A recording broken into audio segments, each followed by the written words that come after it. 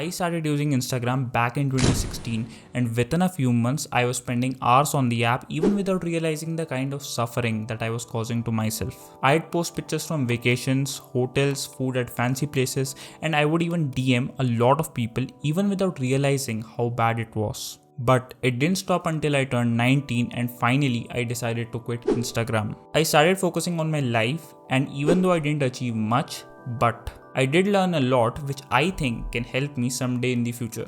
I realized that no one actually cares on these apps and no one really wants to see you. Because if a person disappears from such apps, provided that they are not famous, no one really cares about any of it. And I know that most of you might be knowing all this, but just hear me out. Last year, I tried to go on Instagram again, and this time they had added Insta Reels. I started spending hours scrolling through all of it, and I realized that personally I don't really have the ability to escape from this vicious cycle. Unlike many people out there, maybe even you do have an ability to control your urges. But many people out there like me don't. But then I decided to quit Instagram once again. Instagram was actually designed to activate deep human needs: social interaction, acceptance, and approval. And its founders were actually students at the Stanford Persuasive Tech Lab. And what do they do there? I'll give you an example. Take a look at your phone. Your home screen is probably filled with apps with red dots marked with numbers in them. We all know that these red dots are notifications. What we may not consider is that everything on that screen may have been put there for a reason. A designer intentionally made the decision to put those red dots right there. And then they put a number in it and made it red instead of, say, green. Because we humans instinctively respond with urgency. Urgency to what? The color red. Each app's red dot is a trigger to open the app. Same way, Instagram also catches your attention by those red notifications of DMs, likes, comments, and instead of focusing on yourself or just relaxing, whenever you see a lot of people liking or commenting on your own pictures or even somebody else's pictures, you automatically take interest in all of it. No matter how good or bad people's opinions are about that post. And this drains you out miserably.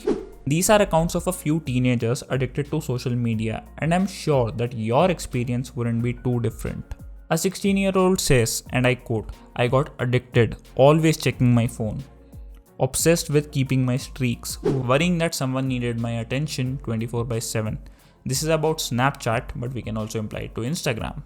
And a 13-year-old says, and I quote, "I remember one night specifically, that was probably when I was at the peak of using TikTok, when I just caught myself using it for a couple of hours without even stopping." This isn't very different from what most of us go through every single day. At the same time, it also seems to ramp up our worst fears and vulnerabilities, magnifying the risk of bullying, FOMO, social anxiety, and upward comparison. Simply the tendency to measure oneself against an ideal, typically resulting in a lowered self-regard. And here's a fun fact: 80% of output on Instagram is actually self-reference, or in other words, people talking about themselves. That's more than twice the rate found in real-life conversations. So exactly how social we really are on social media is a question in itself. But listen, moderation is crucial, and the science is very clear about it. Too much social media can alter our brain chemistry. But there are also many good sides to social media. For example, we use social networks to stay in touch with friends and family and to connect to more people across the globe. And we can also expand it to growing our businesses by advertising or acquiring customers. But we know that for most of us out here, these talks are only valid in theory, unless one day our brain decides to reject conventional forms of social media altogether. And also, without realizing this, there is a price to pay, and that is neurological damage. So there was a study conducted recently, and it was done by the World Psychiatric Association, and it was found that the impact of social media on our brains most closely resembles age-related cognitive decline, and that is problems with memory, language, thinking, and judgment, especially in teenagers. Out of all the social media platforms out there, Instagram has been linked most directly with mental health issues. And one recent survey labeled it the social media platform most damaging to young people.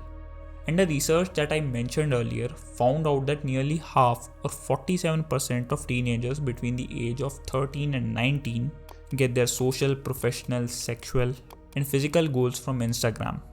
And that negative well-being sets in and they don't feel that they measure up to it. And this is a socio-cognitive effect that psychologists call internalization. And for children, it's worse. So I'll explain it to you with an example. So Vanessa Bennett is a mother of 4 children in Bedford and she kept her daughter off Instagram until she was 13. Even though many of her classmates were already using it, her mother simply didn't allow her to use Instagram.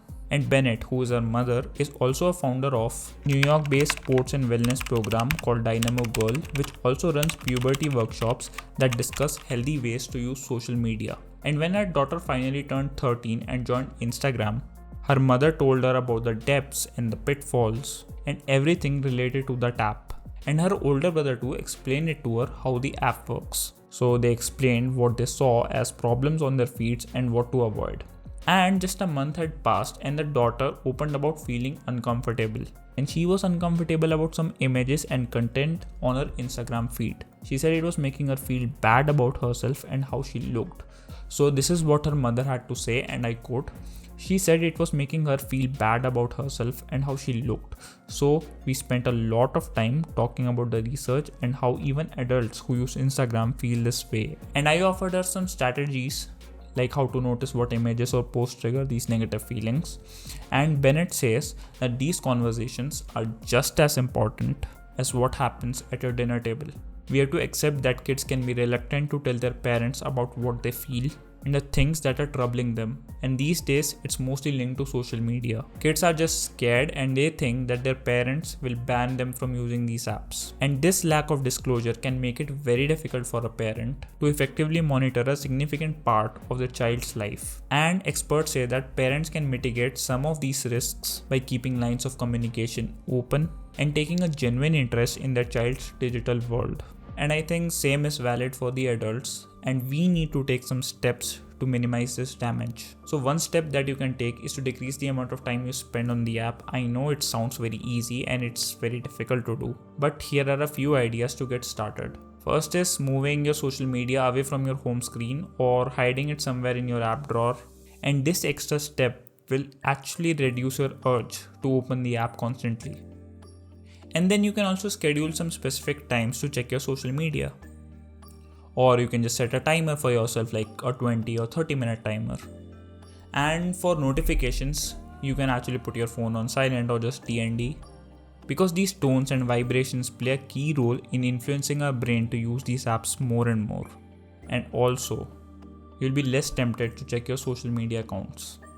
And if you're using a lot of apps like Snapchat, Instagram, Facebook, Pinterest, try limiting to those apps which are really important. And it's also really good to be critical of social media. Just remember that what you're seeing is just someone else's reel and it takes a lot of time to shoot it. It's a highlight reel and it's not how their typical lives work. But you can also use social media in a more meaningful way. One good way to use social media is video calling. Whether it's in person or on a video call, you're more likely to have more meaningful conversations than on text. And we all know that face-to-face contact changes everything.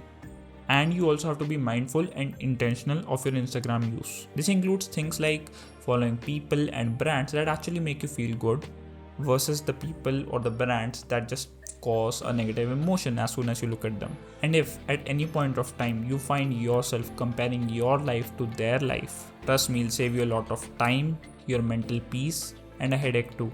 Instead, you can just opt to follow accounts that promote positivity, or maybe you can follow some funny meme pages, or even inspirational quotes to make you feel better. And at the end of the day, it's your account, your phone, and your wish. You can do whatever you want with it as long as you are in control. Thank you so much for watching this video. I'll see you soon again.